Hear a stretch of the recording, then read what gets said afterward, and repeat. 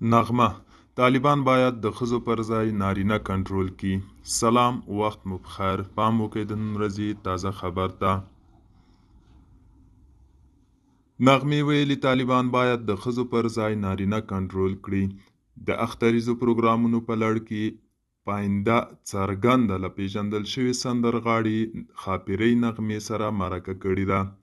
په دې مرکه کې اغلې نغمې د خپل شهرت او ښکلا پر ښې ګڼو غږېدلې چې څومره عزت او محبت خلکو ورکړي، خو په عین حال کې ښایست او شهرت هغه لوی غم بللی چې له انسان څخه ازادي اخلي.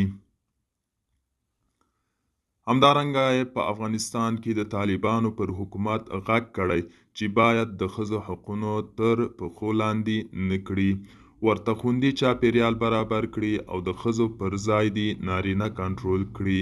دوستانو، دا و د نن ورځې چمتو کلی خبر. تر بیا هم په الله سپارم. ښې چارې، ښه وخت.